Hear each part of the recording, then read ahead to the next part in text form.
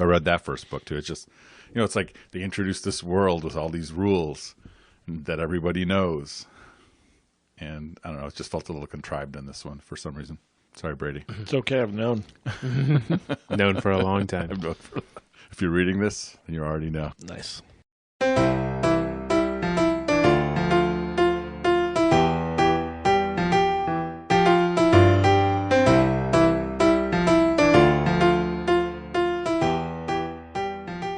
Welcome to our Film Fathers podcast, the definitive podcast about fatherhood, film, and fatherhood in film. This is Jelani, and with me as always are the stylish one of the group and the Quincy Jones of cat photographers, Martin and Brady. Hello? Who's there? I'm talking. Hello? Who is this? Baxter? Is that you? Baxter, bark twice if you're in Milwaukee. Is this Wilt Chamberlain? Have the courage to say something. Hello? So anyway, Harkin sat me down and said, "Champ, you're a dangerous alcoholic, a racist, and I don't think you know a lick about sports." And I said, "Ed, you dirty Pollock, it's 10 in the morning. Let's go have some drinks. Go to a baseball game where the Mexicans hit some touchdowns," and then he fires me. This week, we stay classy, San Diego. That's all you need to hear for you to know exactly what movie we're referencing. With Anchorman, The Legend of Ron Burgundy, a legendary movie entered the lexicon in 2004. A movie with possibly more quotable lines than any other film in our lifetime. Judd Apatow, Will Ferrell, and the crew became iconic. Then, the sequel came out in 2013. Was it a straight cash grab? Is it awesome? If there's a third, would you watch it? So I may have been a little overly harsh on my assessment of Anchorman 2. I think I've been saying... You had seen it or not? I had seen it, but Okay. I watched it on a plane. I had not. Yeah. This was my first And time. I've been telling you guys, I think on a couple episodes, it's on tape for sure, that I've been saying it's the worst sequel ever. And on the rewatch, it's not the worst sequel ever. It wasn't that bad. I laughed a ton. Yeah, I laughed more than I definitely remembered. I definitely did not love it. It's definitely not as great, good as the first no. one. But yeah, I was way harsh. I don't know why I was so harsh on it. Yeah. I really. I think as I was don't watching think you were alone. I think Yeah. that was the common consensus because, despite I think, Maybe I had 9 high years. hopes. Yeah, I think that's part of it, right? You're Yeah. like they waited 9 years to make a sequel. They must have and they got like- everyone back. That was, I think, my Yeah. biggest thing, and that's what I've always said before. They got everyone back, and down to Adam McKay writing it and directing it. So I just thought it felt like some of the jokes were written by somebody else, like just not as on point. But there were some definitely laughable moments. They felt like they they went to the well a few times. Yes. They went back to That's where I was which going. is always the problem. Yeah. I agree that you might have been a little bit rough because there were parts that I chuckled at, but at the same time, about 30 minutes left, I'm like, do I need to watch the rest? Yeah. Like, I think I get the gist of it. Yeah, you know where it's going. So it was, it's clearly not as good as the first one. Yeah. They did go to the well a few too many times. There are a couple scenes where you're just like, why is this here? What are you trying to accomplish this? Like when the motorhome flips over. Like, I didn't. It was. I Like, didn't need that. Oh, the bowling balls and the scorpion. You knew where it was going, and maybe in the same vein. But again, it just felt like that definitely felt a little hacky. Or the song with the shark. Yes, that was by far the worst part. Yeah. Right? That might have been why. I think I remember seeing that part, and I was like, "This is just terrible. Why would they write that in? There was nothing funny on the rewatch as well. Like nothing funny about that. They probably found it funny. They were probably laughing. I think there was a way to make it funny, and that just wasn't it. It wasn't. The condom, like instead of the cologne, Yeah. the Sex Panther, which is such an iconic Yeah. scene, and then they just try to do it with the condoms, Yeah. and none of them were funny. The names of the condoms just weren't. They didn't hit.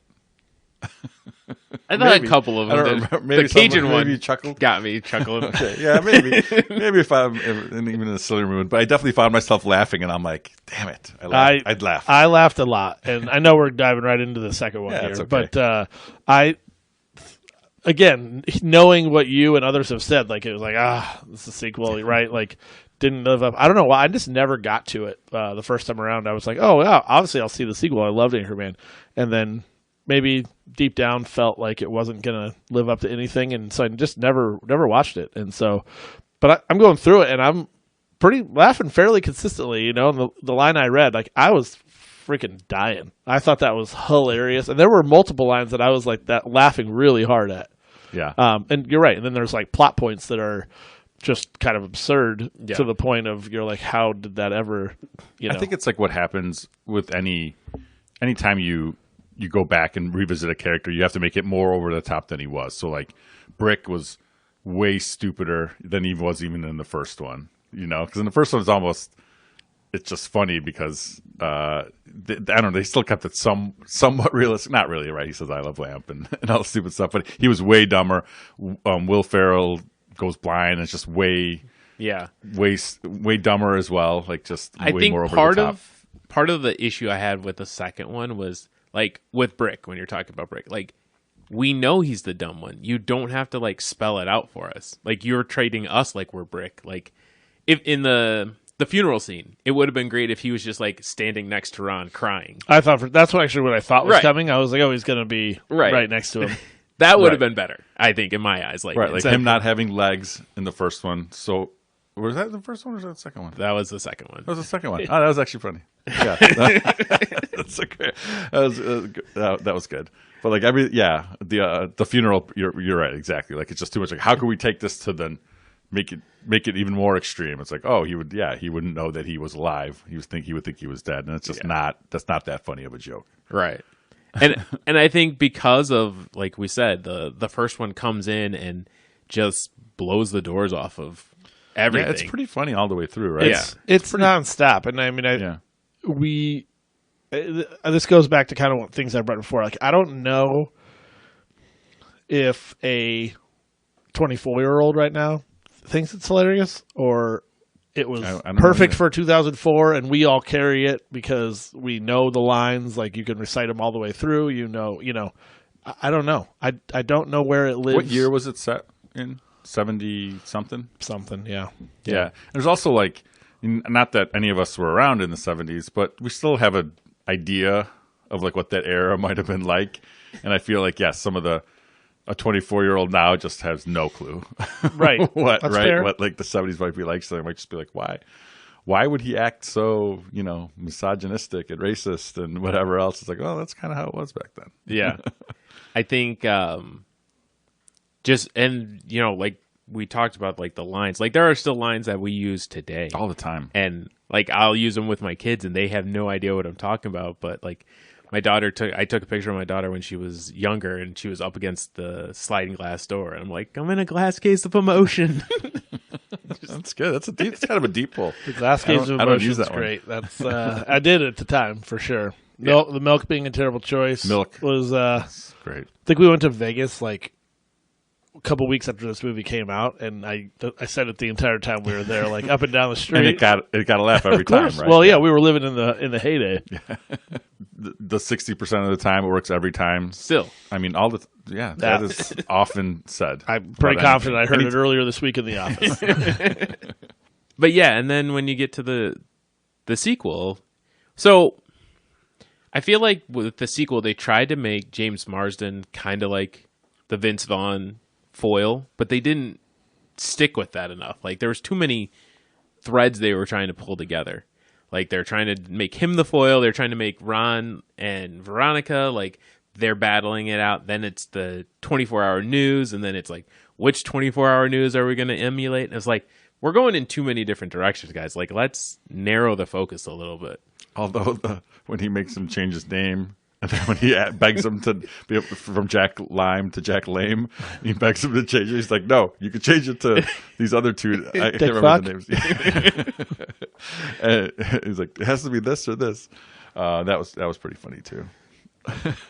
Or even when Marsden, it was okay too when Marsden was across the way and he keeps hearing him. It's like, what are you looking at over there? And they're like yelling at each other across the office. So it had its moments. Here I am singing its praises. I was not expecting this. It's an entertaining watch, in my opinion. It's like, watching a good comedy, it's hard, man. There aren't a lot of them, especially recently. Like, at least that I can think of off the top of my head, that you're not like Anchorman. Yeah. And that, again, that's kind of a league of its own. But even, too, there's just not movies that are like really funny at any point, let alone like multiple times throughout the movie. Yeah. The first one, is it's obviously it's absurd. Like, Yes. I mean, if you look at it from the macro, it's a very stupid idea for a movie. Although not, I think, to me, as stupid as the original draft from McKay. McKay said that the first draft was about a plane load of news anchors that crashed in the mountains and discovered that the plane they collided with was carrying monkeys and martial arts equipment. It led to a battle between cannibalistic newsmen and star-throwing monkeys. Wow. So someone was on some ayahuasca. Right? So, the things, kind of what we just said a couple minutes ago, the things that people find funny, whether, they're under the influence of something and or the situation just feels right, and then having to go from there, but make it funny and make the jokes work. They crushed it in Anchorman, and it is hard. It's not hard to get to the thinking they would go back to that well in the same idea, but like, all right, let's kind of make that again in some way, shape, or form, and then you end up with a little too many things that are following the same themes and plots. And yeah, I think it's, if you look at like Airplane and any of the Mel Brooks movies like that we talked about, like we did Top Secret and we did Men in Tights, Robin Hood Men in Tights, like those.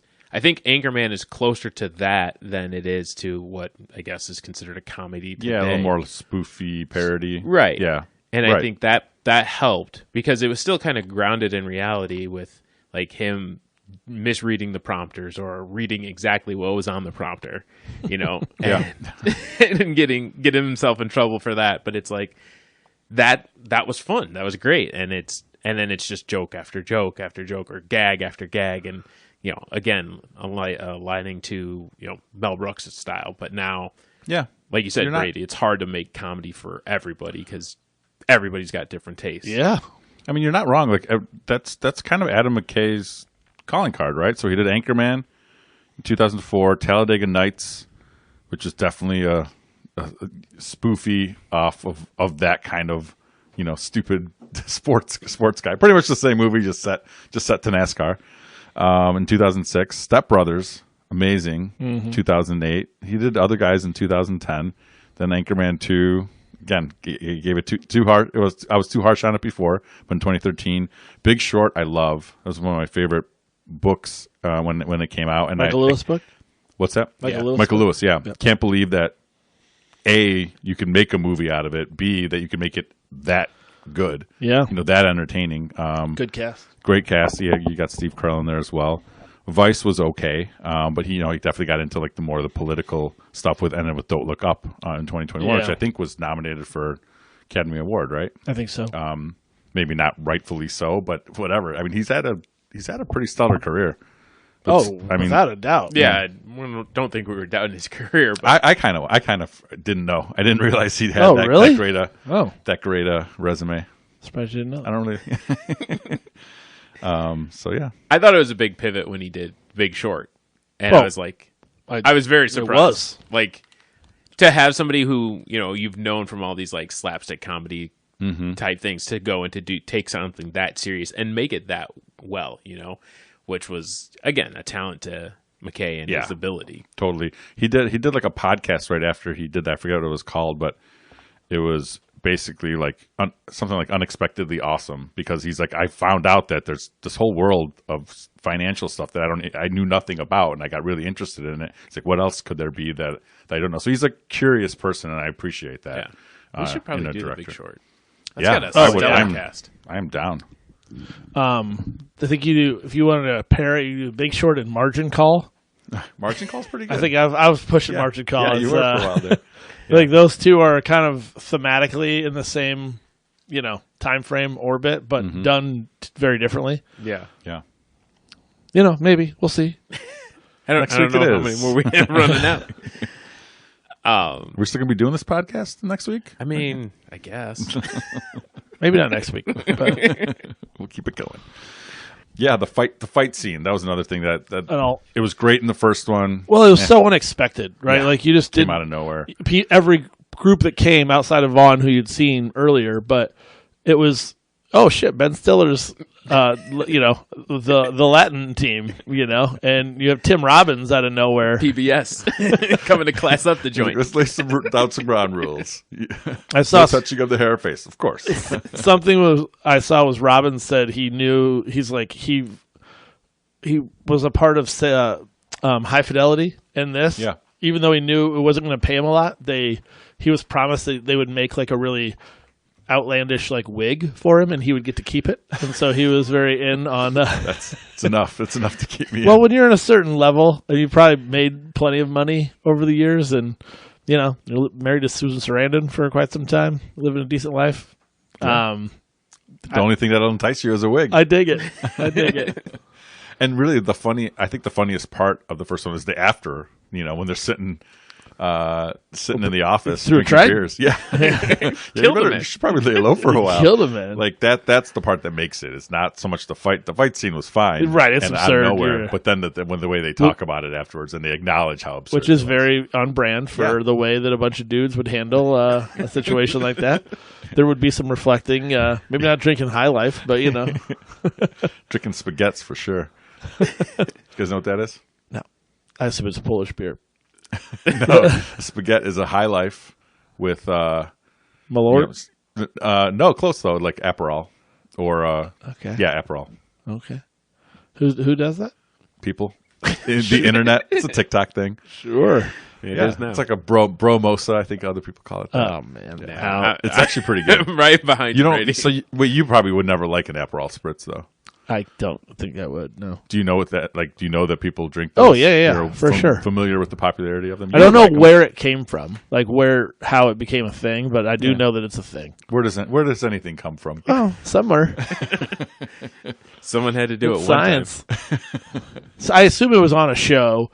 I mean, it got wide. It got, like The Aperol spritz. Yeah, they hit the young It was- female it was demographic a while ago. pretty now. hard. That was like It felt like all of a sudden 7 that years was a ago. thing. Aperol's been around for a long time. So right. somebody, No, but I mean, like the spritz became big. Like, I feel like like 7 years ago. Yeah. maybe more. so I don't know if it But was it's still like stuck around. on some garbage TV show on Bravo, and all of a sudden they were like, "All right, we're in." Everyone loved it all of a sudden. Yeah, it could be that because I don't watch any of those.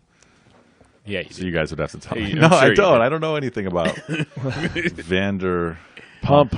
Yeah. I know one thing, and it's more than I wanted to ever know.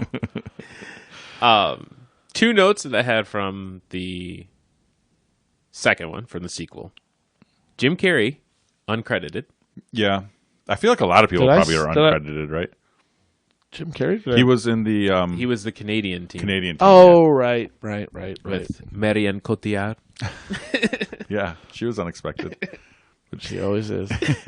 And then this one French. Everyone knows the French is the real. for Brady, the SeaWorld trainer. Eliza Coupe. Eliza Coupe. Couth Bear? No. No. Okay. That's From the Happy only one. Endings.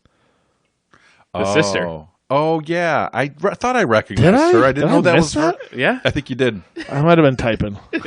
Yeah. I did recognize her, and I wouldn't have placed it until you just said it. Yeah. Yeah. She's Cuthbert's sister in Happy But Endings. like, yeah. Why so?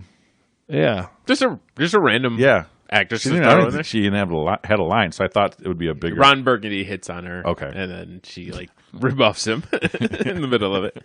And then I mean, there were a lot of people in the site, and Yeah. I imagine that's what happens when you wait 9 years, and then everyone's like, "Yeah, Sure. I'm signing on I'm like in. Tim Robbins for Yeah, whatever. for nothing." yeah. So 9 years later, that the Drake and Kanye cameos hit a lot I differently. thought about that too. In 2024, I was like, oh, Oh, the first one of my first note I had for Anchorman 2. Drake, not like us.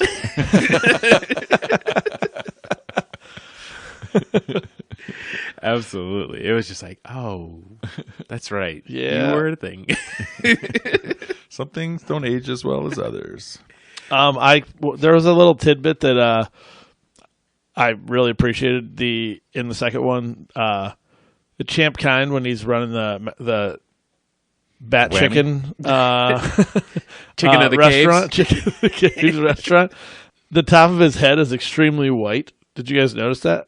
Because he always has a cowboy hat on, It literally it was like Stuart Sink. Like it was like Like they tanned the rest yes, of them. it was all like very dark and tan, but the very top, because the way his hairstyle was very pale, and I kind of couldn't get enough of it. I thought it was great. Every time he turned around, I was like, oh my god, it's so white. It was awesome. What part of the chicken is this? Chicken of the cave.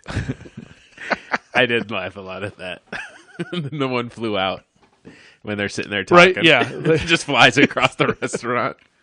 But I asked it if you'd watch another one, right? Yeah, probably would. You'd have to. Well, you'd have to watch it like twice because you'd hate it. As long as all the people were back. You'd pre-hate it. Yeah, but I'll give him another chance. Like I said, I'm all in on McKay. So if he doesn't do it though, if he doesn't do it, I'd probably still watch it anyway. But just so I could rip on it. Yeah, there's like no chance it could be. You can't. Sometimes it can. Like there's a shot. are we gonna have a Bill Murray, Harold Ramis type deal here? Because McKay and Farrell are. Oh yeah, they broke up. Oh, did they? Oh yeah, yeah. after Winning Time. Because yeah. McKay wanted John C. Reilly, That's right. and Farrell wanted the role, and he said, "No, John C. Reilly gets it." So I think it was a little more, but that's Probably essentially more. like. I mean, they had a pretty. It's hard to stay married in Hollywood, and right. those two had a good run. So Yeah. It. what if you replace Farrell with John C. Reilly? with the ghost of Stonewall Jackson and a Minotaur, I don't even think that's history. Stupid, but making us laugh. You especially. See, that's the best part. Because you were very anti. We barely did it. You had to be convinced by I know, I was the gonna Rotten say, Tomatoes let's not score. do it. Yeah, that's what did it for me. And you're like, oh wow, really? Maybe I was wrong. And the assessment is that you were, The assessment is Right? I was wrong. Yeah. which is fine because, and I stand by it too. Like I think just situationally, like you said, you watched it on a plane. I think there's just times you need to be, for some movies especially, you need to be in the right frame of mind. I know I'm not at times. I'm like, oh, what the hell? How does anyone like this? But then I've seen another movie. I've seen it then down the road, and it's like, how did I? Yeah, I was like, I was probably just not in a good mood or in a mood to laugh, or especially like hard. Sit on a plane might do that for you. Yeah. Fill in time though. You got to watch a movie. Got to do it, and it was available. On the back of someone else's headrest. Is that how you watch on the planes, or do you download? If they have preload it, them? I'll preload, but sometimes I'll I don't scroll preload. through what. Oh, I like to preload. Well, what if you don't have a screen? What if there's no movie? Well, I don't know how all airlines. I mean, like American, you watch on your Oh yeah, phone. that's right. You can watch whatever they. So like you watch but you're still watching it on your phone. So I always just find. Granted, there's not always like I'm not like drowning in movie 'cause titles. They only have like also rans or whatever. Just not the best movies available. Yeah, but they also have movies that I probably haven't seen. Right, and away. that's That's exactly what it where was. they live. You're gonna watch like a An Anchorman too. what was the movie we were talking about? The Yuma movie. Oh, The Last Stop in Yuma County. Yeah. So on a plane ride in the next 3 months, that's gonna be available, and it's gonna be like, oh, all right, Yeah. now's my time. This one, I think I watched The Debt on there What's that? with Helen Mirren and Dame Helen Mirren. Dame Helen Mirren and Sam Worthington. That Nope. Jessica Chastain and Tom Wilkinson. listening. In 1965, 3 Mossad agents Ooh. crossed into East Berlin to apprehend a notorious Nazi war criminal. 30 years later, the secrets of the agents come back to haunt them. All right, can you So- tell us the part about whether you liked it or not? It was good. No, I actually, Sounds like it was- I enjoyed must it. have been okay. But it was one that I probably wouldn't have just watched at No, home. that's for sure. That's like what like my dad would watch that movie because he would see it. Then Yeah. it would be like, all right, well, I'm going to watch a movie tonight. I'll just watch this one with, Jessica Chastain and Dame Helen Mirren.